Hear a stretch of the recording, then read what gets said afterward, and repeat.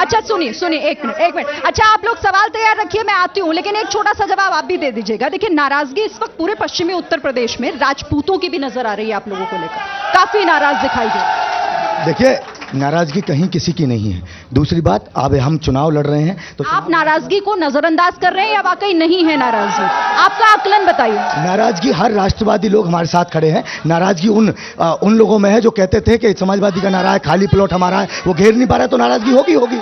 जो इंडी गठबंधन के लोग, इनने इंडिया को भी डिवाइड करके रख दिया है। वो 12 जून 1975 का वो आदेश सुप्रीम कोर्ट का भूल गए जब इंदिरा गांधी के चुनाव को हमारे घोषित किया था। सबसे बड़ी धांधली अगर इस हिंदुस्तान में कहीं हुई तो इंदिरा गांधी के चुनाव में हुई थी। दूसरी बात, अगर ये कह रहे हैं चौधरी चरण सिंह की बात, तो इनकी क्या मजबूरी रही कि 63 साल के अंदर चौधरी चरण सिंह को आपने भारत रत्न क्यों नहीं दिया? आज क्यों नहीं दिया? हमारे लिए चुनाव एजेंडा था तो हमने सम्मान किया, आपके लिए नहीं था क्या? आज अब हम आगरा में हैं, दलितों की राजधानी आगरा, बाबा भीमराव अंबेडकर के नाम से हमने मेट्रो स्टेशन का नाम किया है। बाबा भीमराव अंबेडकर के जन्म से लेकर मृत्यु तक के 5 स्थानों को नरेंद्र मोदी जी ने पंचतीर्थ का नाम घोषित किया है। निश्चित तौर पर आप मानिए हमने अपने ठीक है, नहीं देखिए, सुनिए, ये आपका मंच नहीं है। सुनिए मेरी बात, ये मंच नहीं है आपका। नहीं, मेरी बात सुनिए, ये आपका मंच नहीं है। जो सवाल पूछा जा रहा है उस पर जवाब आप दीजिए। मैं ये पूछ रही थी नाराजगी है या आप लोग देखना नहीं चाहते उस नाराजगी को, या नहीं मान? देखिए कोई नाराजगी नहीं है। सारी जातियां, सारा समाज, 3600 कौम भारतीय जनता पार्टी के साथ, नरेंद्र मोदी जी के नेतृत्व के साथ है। चलिए अब मैं कुछ सवाल लेके आती हूँ। शांत, सवाल, एक मिनट, सवाल।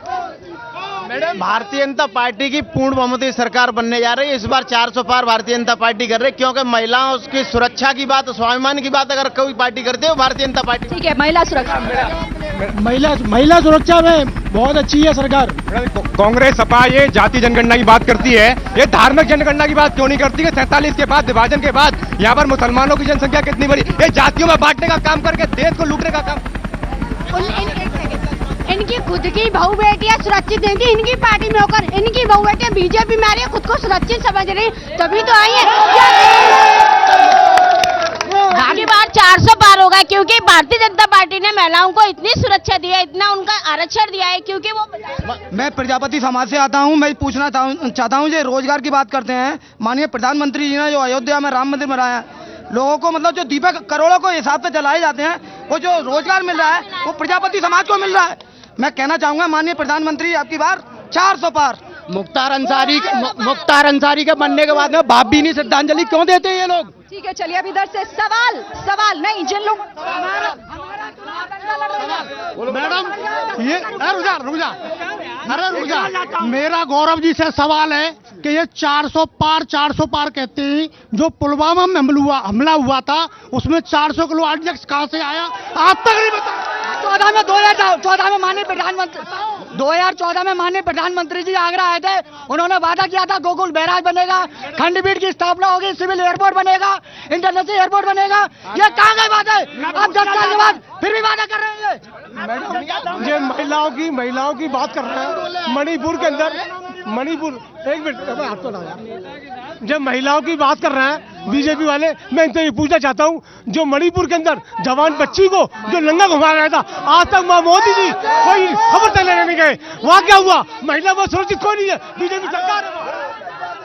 मैं एक जूता कारोबारी हूँ, मैं ये जानना चाहता हूँ कि जूते के उद्योग के लिए क्या किया? 18%, 18.5% टैक्स लगा दिया इन लोगों ने, तो वो उसके लिए क्या होगा? जूते का कारोबार बिल्कुल यहाँ ठप हो चुका है, मैं बेरोजगार डोल रहा हूँ, मेरे लिए योगी मोदी ने क्या किया? मैं सिर्फ ये जानना। मैं जैसा मैडम सबसे बड़ा जो नारा है, जो महंगाई मुद्दा है जरूरी। सवाल आपका किससे है? इस महंगाई बहुत है। मैडम मेरा ये सवाल है, जो ये लोग बिरयानी खिलाते थे अपराधियों को बिरयानी खिलाते थे, अब इनको देखो इस बात का कि गरीबों की फायदा क्यों हो रहा है, गरीबों की मदद क्यों हो रही है? परेशानी है इनको, इस चीज से परेशानी है कि गरीब क्यों, किसे परेशानी? विपक्ष को परेशानी है। मैं आ रही हूँ आपके पास, चलिए जल्दी जवाब ले लूं। विपक्ष परेशान इसलिए है क्योंकि गरीबों का भला हो रहा है जी। विपक्ष परेशान इसलिए है क्योंकि गरीबों का भला हो रहा है। यहाँ पर एक भाई बोल रहे हैं। किसका भला हो रहा है? गरीबों का।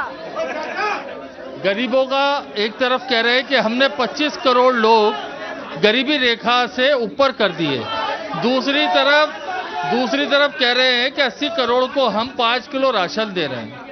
तो कहां से गरीबी दूर होगा जब 80 करोड़ लोगों को गेहूं देना पड़ रहा है, खाने के लिए नहीं है 80 करोड़ लोगों के पास, 1.5 अरब की आबादी में।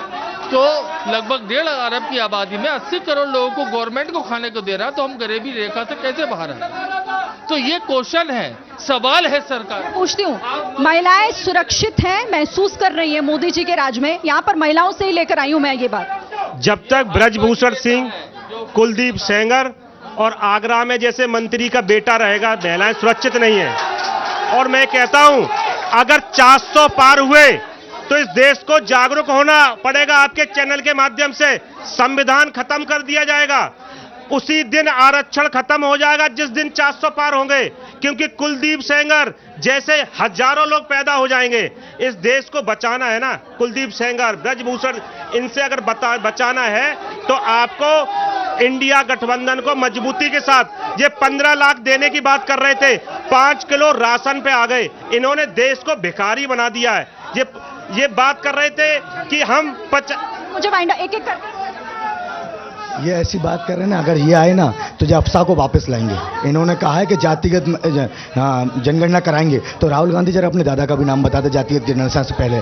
और दूसरा, अगर ये आए तो दोबारा 2G स्पेक्ट्रम होगा, दोबारा कोयला घोटाला होगा, दोबारा जीजा घोटाला, दीदी घोटाला, दामाद घोटाला। एक ही घोटाले बार बार करेंगे। यही कर रहे हैं, इनने किया था। जनता ने कांग्रेस मुक्त भारत की स्थापना इसीलिए की थी। दूसरा, जो संविधान की बात करते हैं, तो बाबा साहब के संविधान को अगर किसी ने लागू किया तो 370 हटाकर कश्मीर में नरेंद्र भाई मोदी ने लागू किया था। इन्होंने बाबा साहब के ठगने का काम किया था। चलिए, रोजगार को लेकर भी सवाल लोग पूछ रहे हैं कि रोजगार कब देगी ये सरकार? देखिए, सरकार ने रोजगार दिया है। सरकार ने तमाम विकास के क्षेत्र में कार्य किए हैं। नहीं सरकार नहीं, रोजगार जयंत चौधरी नहीं, जयंत चौधरी जी ने जो गठबंधन किया है वो मुद्दों पे किया है। मेरी बात सुनिए मित्र, आप लोगों ने इस देश को बर्बाद कर दिया, कांग्रेस ने। और देखिए, यही लोग, मध्य प्रदेश में चुनाव था, अखिलेश जी कहते, मेरा सवाल, रुक जाए, मेरे पास वक्त इतना ही है। मेरा सवाल था रोजगार को लेकर। बहरहाल वक्त इतना ही था। बहुत बहुत धन्यवाद आप सभी खास मेहमानों का और साथ ही आगरा की जनता का, जिन्होंने बहुत सारे सवाल पूछे और कोशिश हमने की कि अपने मेहमानों से उनका जवाब दें। तो कौन बनेगा प्रधानमंत्री में आज फिलहाल इतना ही। कल आपसे मुलाकात होगी फिरोजाबाद में। तब तक आप बने रहिए एबीपी न्यूज के साथ।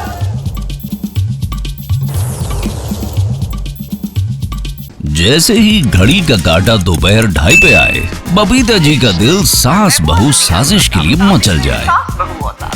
और ये है इनकी बहू, पूरे दिन ऑफिस की टेंशन हो जाए गॉन जब ये करें अपना फेवरेट शो फ्री टाइम पे ऑन। इनकी तरह आप भी देखिए अपना फेवरेट शो अपने टाइम पर और डाउनलोड कीजिए एबीपी लाइव ऐप अपने स्मार्ट टीवी पर।